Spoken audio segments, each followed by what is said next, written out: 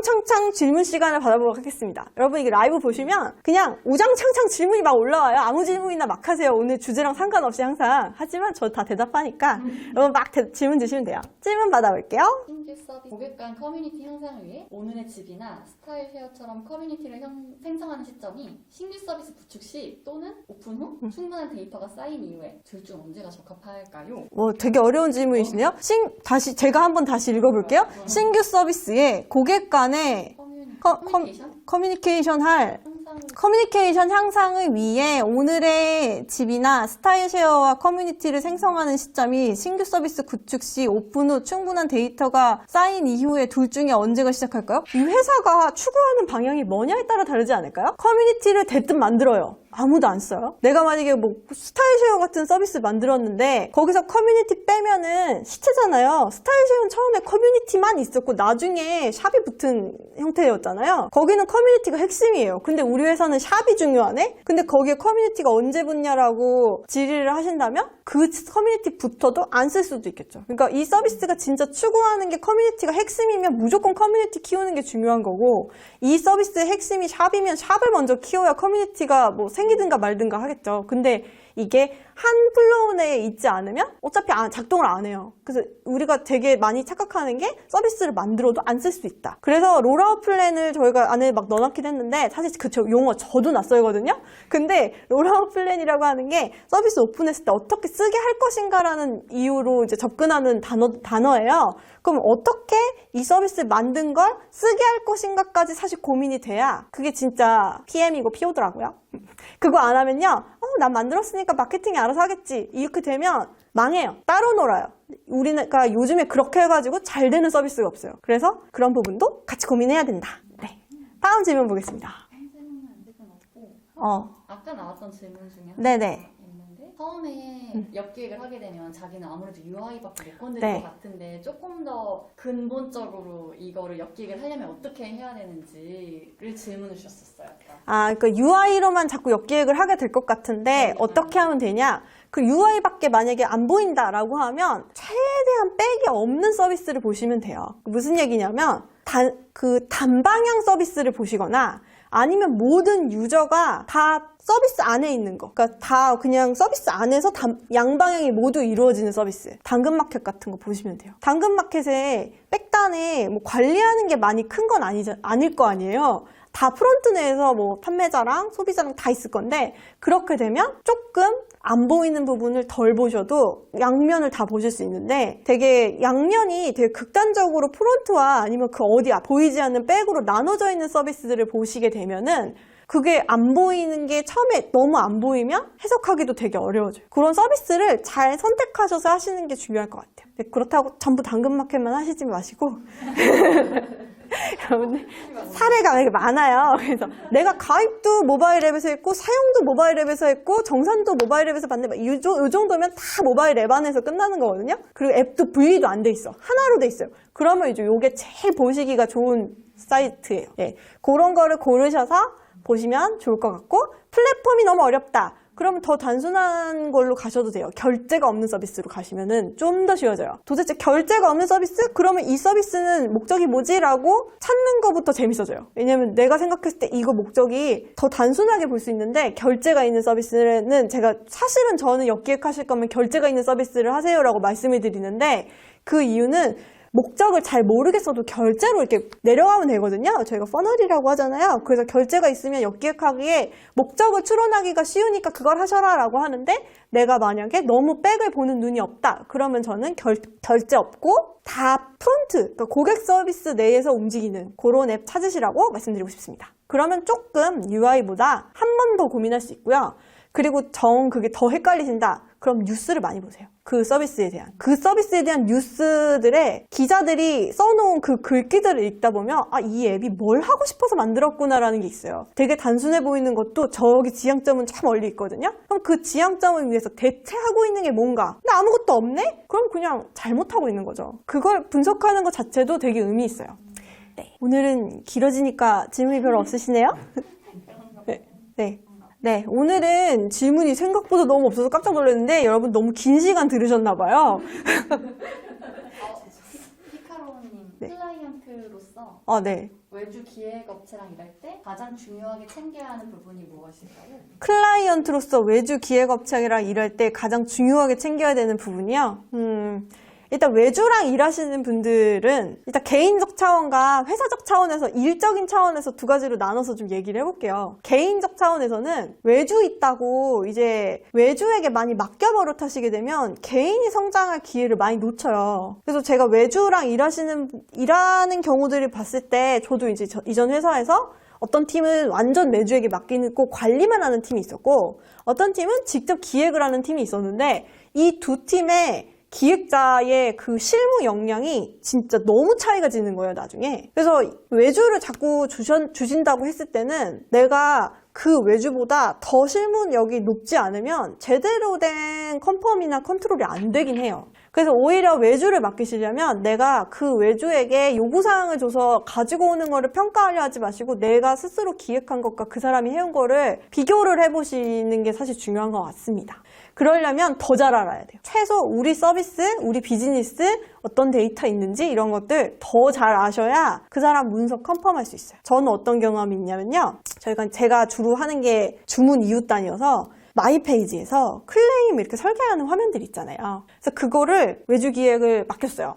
일손이 부족하니까. 맡겼는데 딱 왔는데 주문 상세가 한 케이스 온 거예요. 한 케이스. 10몇 개 케이스가 있는데 한 케이스 온 거예요. 그리고 거기에 이제 뭐 교환을 접수한다. 이렇게만 딱 돼 있는 거죠. 그럼 교환 팝업으로 넘어간다. 근데 그 교환 팝업이 케이스가 엄청 많은 거죠. 뭐 교환 배송비가 있을 때, 교환 배송비가 없을 때, 교환 배송비가 무료일 때, 합배송이 안 될 때, 뭐 반품이 아예 불가일 때, 뭐 별거가 다 있는데 그 케이스가 하나도 정의가 안 돼요. 근데 그럴 때 외주 기획자에게 내가 뭘 지시할지를 모르게 되면 그러면 이 일이 잘 안 돼요. 그게 일적인 차원이에요. 개인적인 성장이 안 되는 것도 문제인데 내가 더 잘 모르면 일적인 부분에서 엉망진창 산출물을 받고도 문제가 발생하는 걸 언제 아냐? 테스트할 때 가서. 근데 이제 외주 기획을 할 때는 보통 폭포수 방법론을 많이 쓰시잖아요. 그래서 지금 이런 부분들을 미리 검토하지 않으면 나중에 개발하고 테스트하는 시간이 정해져 있기 때문에 그때 되게 많은 문제가 일어날 수 있다는 점. 만약에 애자일 방식으로 외주를 쓰겠다라고 이야기를 하신다면 솔직히 말씀드리면 외주를 애자일로 어떻게 하겠다는지 잘 모르겠다는 점. 그거는 이제 업체한테 되게 철저하게 받으셔야 돼요. 왜냐하면 애자일로 만들겠다라고 하는 거는 방향성만 가지고서 우리가 이 방향성에 맞게 계속 서비스를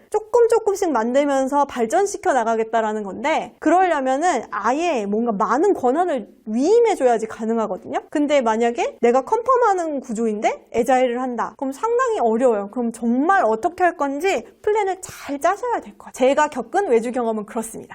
역기획 스터디 또 계획이 있냐고요? 이게 5주짜리인데 매주 와서 이걸 해요. 그래서 사실 하신 분들 좀 힘들긴 했어요. 그때 뭐 발표도 되게 많이 해요. 발표도 지금까지 4번 하신 거죠. 사실 오늘까지. 오늘 오신 분들은. 4번 발표하고, 이거 개인이 하기도 하고요. 팀으로 하기도 하고요. 뭐 그래요.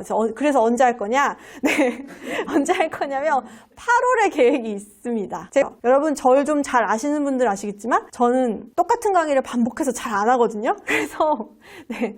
이 뭐, 역기획 스터디든, 뭐, 아무래도 제가 이번에 해보고 수강생분들 자꾸 이제 반응을 봤을 때 의미가 있는 것 같아서 이렇게 단발성으로 하진 않을 것 같아서 이제 다음 기수를 한 8월 정도에 하려고 하고 있고 저는 아마 계속 새로운 걸 할 것 같습니다. 이것도 하고요. 뭐 또 다른 것도 하고 계속 그런 식이에요. 네, 그렇습니다. 네, 또 다른 질문 볼까요? 네. 기획자로서 단기적 혹은 장기적으로 커뮤니케이션의 필요함을 느끼게 할 때 어떻게 훼손하시나요? 오늘 발표하실 때 이제 그거 느끼셨죠? 이제 약간 주니어 분들의 발표와 저의 발표. 근데 제가 예능인이라서 이렇게 말을 잘하는 게 아니고요.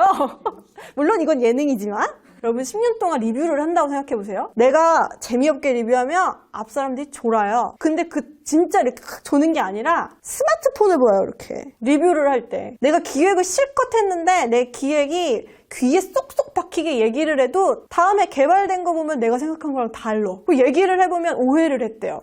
근데 내가 그거 오해한 거 가지고 막 난리칠 시간이 나중에 없을 수 있어요. 그러면 내가 생각한 거랑 산출물이 다를 때도 있거든요. 그게 뭐 개발적으로 다른 것도 있을 수 있지만 그냥 방향 자체가 다르게 나올 때도 있어요. 근데 그러려면은 제일 중요한 거는 내가 하고 싶은 방향성. 아, 이거 UI랑 이거 말고요. 앞에 얘기한 거 있죠. 전략이 뭐고. 그래서 내가 선택한 그 문제가 뭐였고, 내가 선택한 해결책은 이거다. 이거를 나랑 같이 일하는 모든 사람들 귀에 쏙쏙 박히게 해주려고 하면 사람이 점점 재밌어져요. 마이크를 잡는 MC가 돼요, 자꾸. 그래서 이렇게 얘기를 하다가 처음에 주니어들이 리뷰를 하면 특징, 자기 종이만 보거든요. 자기 종이만 보면서 계속 얘기해요.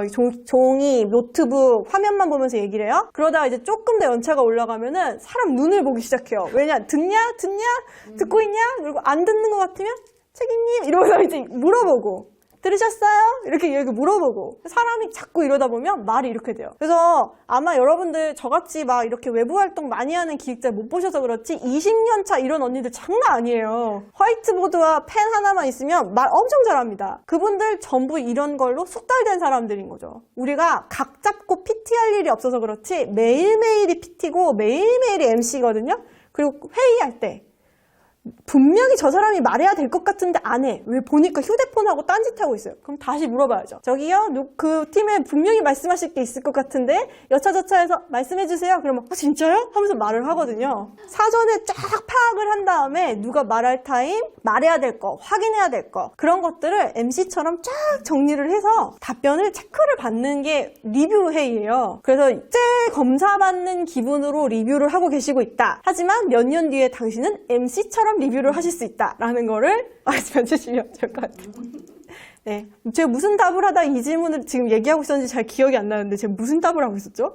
아, 네. 피로함, 현타. 엄청 현타 오죠? 근데 이거 피로함이 해소되는 건 내가 말했을 때 잘 커뮤니케이션 됐다라는 답을 얻기 시작하면 신나요. 근데 물론 저 같은 성격이 아니라 앞이 이제 I로 시작하시는 분들도 있을 수 있잖아요. 저 누가 봐도 E죠 지금. 근데 I로 시작하시는 분들 걱정하지 않으셔도 돼요. 제가 많은 I로 시작하시는 기획자님들을 봤는데 물론 저처럼 텐션을 솔로 이렇게 하진 않지만 그분들은 그분들 나름대로의 이 방법이 생기거든요. 그분들의 귀를 쫑긋하게 만드는 방법들이 있어요. 제가 흉내내지 못해서 그렇지 방법들이 다 있어요. 그렇게 되면 잘 통하면 현타가 안 온다. 예. 근데 100번 말해도 못 알아듣는다? 그러면은 계속 방법을 바꿔봐야 돼요. 근데 그게 일이잖아요. 현타 오면 뭐 어떡할 거예요? 뭐 퇴사할 거예요? 그 방법은 어쩔 수 없죠. 먹고 살아야 되니까. 네, 그냥 일이라고 생각하시면 됩니다. 일은 재미없는 거예요, 원래. 백엔드 쪽의 프로세스는 어떻게 찾을 수 있을까요? 아까 다혜님께서는 추측으로 해결하셨다고 하는데 그게 최선인가요? 아, 백엔드의 프로세스를 찾을 수 있는 방법이 없는데 추측으로 해결하는 게 최선이냐? 근데 일단은 추측을 하시려면요, 기본적으로 알고 있는 게 있어요. 추측을 할 수 있어요. 근데 기본적으로 알고 있는 게 있으려고 하면은 반대로 생각하면 이거가 있을 때 무슨 일을 하면 좋은지를 생각해 보시면 돼요. 이게 무슨 커뮤니티가 막 이렇게 있네? 그러면은 이 내부의 사람들은 이거 때문에 뭘 할 수 있어? 뭐가 필요할까? 이상한 글 올린 놈 없애야지? 이상한 짓 한 놈 제거해야지? 이런 식으로 기능을 저희가 정리하거든요. 그러려면 그때 백오피스가 뭐가 있을지가 보여요. 상품 등록도 마찬가지죠? 내가 상품 페이지를 봐요? 누가 등록을 해야 될 거 아니에요? 그럼 등록 페이지 있겠네. 그럼 그 등록된 페이지가 있겠네가 백오피스예요. 그렇게 추론을 하시면 되고, 만약에 그럼에도 불구하고 나는 백오피스가 전혀 와닿지가 않는다. 그럼 여러분들 가장 쉽게 하실 수 있는 방법은 제일 포멀하게 만들어진 게 이커머스입니다. 이커머스에 스마트 스토어 많이들 부업하시죠? 그래서 그거 가입하시고 뒷단의 흐름을 한번 쭉 보시면 돼요. 이게 언제나 백오피스와 이 고객 사이드는 티키타카거든요. 내가 백오피스에서 뭘 했을 때 프론트에 무슨 일이 일어나는지 그거를 흐름을 쫙 내 머릿속에서 연결을 하시면 백오피스에 대한 추측이 점점 늘어나실 수 있어요. 이게 사람이 하는 일이거든요, 결국엔. 그렇습니다. 네, 회사의 비전과 온라인 되는 방법론이 제품 개발 탑다운 방식인 것 같은데 UI, UX 디자이너인데 유저 니즈를 기반으로 하는 버텀업 방식을 추구하고 싶거든요. 그런데 새 사업 시작할 때 유저가 없어서 데이터와 니즈와 가설밖에 세울 수가 없어 확신이 없습니다. 이런 경우 조언 부탁드려요. 저는 개인적으로요, 탑다운이 아니라고 생각해요. 그러니까 비전과 온라인 되는 거는, 비전은 지금 왜 탑다운이라고 생각하시냐면, 비전이 아까 만약에 그 에어비앤비면 커뮤니티 만들어라가 내려오면은 그건 탑다운이에요. 근데 소통을 늘릴 방식을 찾아라 라는 비전이 내려오는 거는 그거에 얼라인할 수 있는 방법은 무궁무진해요. 그 중에서 우리 이슬님이 SA 커뮤니티를 선택한 거예요. 그럼 얘는 탑다운이 아니에요. 바텀업이지. 근데 저희 유저의 행동과 데이터를 기반으로 뭔가 제안을 하는 거는 그거는 좀 다르다고 볼 수 있는 게 그거는 개선이에요. 이미 플로우가 있고 정해진 비즈니스 내에서 개선을 할 때고 그럼 신규 서비스를 만들 때 아무 데이터가 없는데 어떡하냐? 만들어야죠 일단. 근데 그러려면은 유저의 소리를 들을 수 없어요. 유저는 없는 서비스에 대해서는 둘 중에 하나예요. 다 좋다 그러거나 안 쓸 거면서 그 다음에 그냥 다 싫다 그래요. 있으면 쓸 거면서.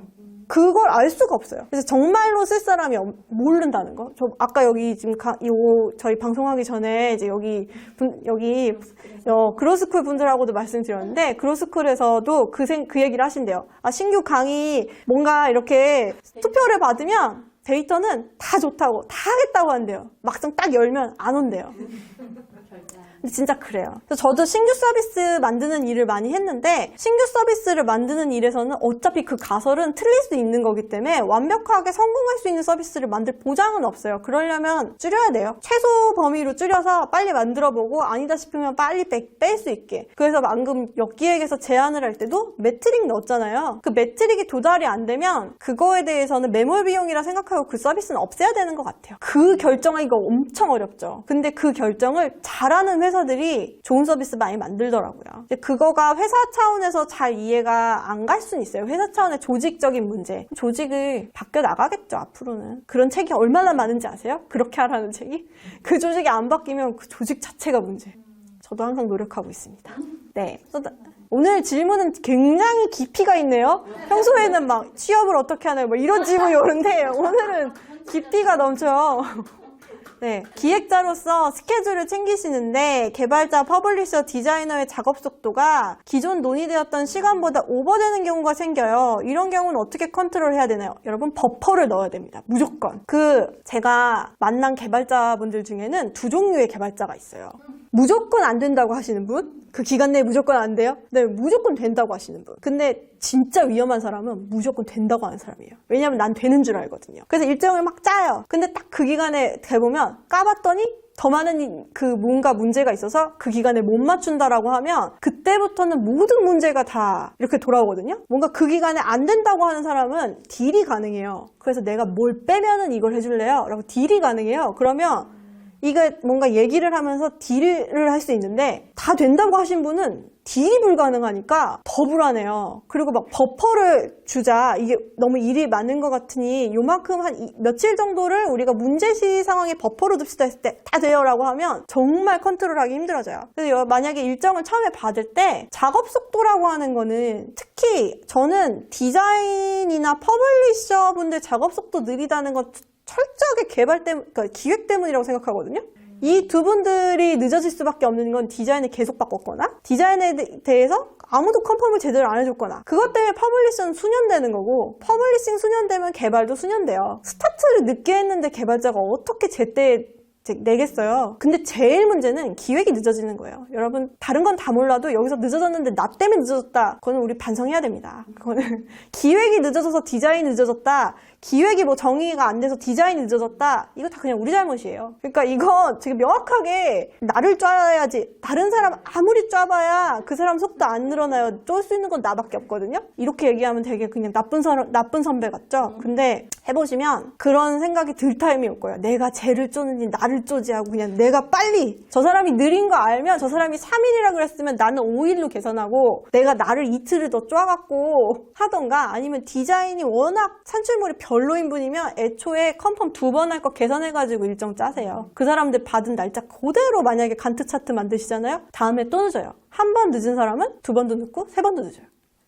정말 되게 불신론자 같죠? 근데 여러분 믿지 마세요. 사람을 믿지 말고 잘 컨트롤 하시는 게 컨트롤이 아니죠. 익숙해지는 거. 그 사람 파악하고 그렇게 이해해 주시면 됩니다. 네. 클레어님 전 기획자로서 전략 짤 때도 참여하고 싶은데 도군양님은 어떻게 생각하세요? 구체적인 방법이 있을까요? 경험을 말씀해 주셔도 좋고요. 어떤 전략이냐에 따라서 다른데 회사가 만약에 전략팀이 있어요. 근데 아까처럼 소통을 앞으로 늘리겠습니다. 아니면 우리는 이제 친구 추천을 하는 쪽으로 전향하겠습니다. 라는 비전을 짤 때도 내가 낄 수 있는가에 대해서는 그건 회사마다 다를 것 같죠? 웬만한 회사는 그 사이즈에는 못 낄 것 같아요. 네, 소통을 중심으로 가겠습니다. 이거는 웬만한 회사는 전략만 전문으로 보는 분들이 할 것 같아요. 왜냐하면 그거는 프로덕트 레벨의 전략은 아니잖아요. 회사 차원의 전략이잖아요. 만약에 여기에 끼고 싶다. 그럼 회사가 작아야 돼. 근데 만약에 여기는 됐고요. 일단 이제 정해진 방향성이 있어요. 그럼 내가 어떤 서비스를 만들지에 대한 프로덕트 전략을 짜고 싶다. 그러면 그 정도 위임이 돼 있는 회사에 가시면 돼요. 네, 이거 조직의 문제예요. 그러니까 어떻게 내가 능수능란하게 그 팀에 뭐 이렇게 들어가서 낄 수는 없고 아니면 뭐 친분으로 들어가서 참여할 수는 없고 만약에 회사가 전략과 서비스를 그러니까 프로덕트를 너무 구분하는데 전략이 허무맹랑하다. 그럼 목소리를 이렇게 내볼 수는 있어요. 전략이 너무 허무맹랑하게 실행단까지 나오니 애초에 프로덕트를 아는 사람이 들어가서 같이 전략을 짜는 게 효과적인 전략이 나올 수 있을 것 같습니다. 라는 걸 계속 어필하시면 들어갈 수는 있어요. 근데 들어가서 말끝마다 그건 안 됩니다. 프로덕트에서 그거는 수용할 수 없을 거예요. 개발이 오래 걸릴 거예요. 그거가 문제가 있지 않을까요? 우리 이렇게 하면은 전략팀에서 그 사람을 계속 같이 가지 못해요. 그래서 약간 다른 입장에서 움직이실 때는 그 입장에 대한 부분에 어느 정도 자신의 그 상황에 대한 부분도 조금 인지를 해주셔야 그래야 좀 스무스하게 전략에서 받아주실 수 있을 것 같다라는 생각이 들어요. 저 그랬던 경험이 있거든요. 이건 진짜 실경험, 찐경험에서 나온 거예요. 네, 마지막으로 제이님 정책에 대해서 종종 언급하실 때가 있는데 이는 서비스 정책을 말씀하시는 건가요? 각 서비스의 공식 홈페이지에 있는? 여러분 서비스 정책이 공식 홈페이지에 있는 것은 그건 정책이 아니라요. 그거는 뭐라 그럴까 약관입니다. 그건 약관이라고 하죠. 그래서 회원한테 고지하기 위한 거고요. 서비스 정책은요, 더 디테일한 레벨이에요. 데이터를 기준으로 얘기할 수도 있고요. 회원이 종류가 여러 가지가 있어요. 만약에 14세 미만 회원과 14세 이상 회원이 있다. 그랬을 때 14세 미만 회원은 부모님 동의가 필요합니다. 14세 이상 회원은 본인 인증 후 가입할 수 있습니다. 라고 쓰여있는 건 회원 약관이에요. 근데 이건 서비스 약관이에요. 근데 진짜 서비스 정책으로 들어가면요. 14세 미만을 체크하는 것부터 들어가겠죠. 여기서 무엇을 가지고 14세 미만을 체크할 거며 14세 미만일 때 어떤 프로세스를 가지고서 부모님인지 확인을 해서 인증을 받을 건지 인증은 한 번만 받을 건지 두 번 받을 건지 한 번 받은 인증은 유효기간이 얼마나 가져갈 건지 이게 서비스 정책. 그래서 더 디테일하고요. 이런 정의가 제대로 돼 있지 않으면 사실 개발이 스펙을 정의하지 못해요. 그래서 그 정책만 가지고서는요 아실 수 있는 건 요만큼이면 실제 서비스 정책은 이만큼이다 이렇게 생각해 주시면 돼요. 그래서 그거를 그래서 여러분 빨리 기획을 해보셔야 돼요. 개발자를 어디서 구하셔서 빨리 함께 일을 해보시는 연습을 해보셔야 이게 어느 정도 뎁스까지 가야지 좋구나. 그리고 우리 개발자는 내가 어느 정도 뎁스까지 가면 싫어하는구나. 이제 이런 것들을 맞춰서 조율하실 수 있을 것 같아요. 네. 저희가 이제 질문이, 오늘, 제이리님 마지막으로 그 정책 관련 예시를 볼 만한 곳이 있냐고 물어보셨는데, 네, 없어요. 저희가 제가 누누이 말씀드렸지만, 기획자는 레퍼런스를 찾기가 어렵고, 기획자는 다른 사람의 문서를 보기가 어려워요. 그래서 이런 문서들 몇몇 분들이 공유해 주시는 분들이 항상 계신데, 인터넷상에서 가장 SB를 많이 공유해 주시는 분은 세균무기님 블로그에 제일 많이 있어요.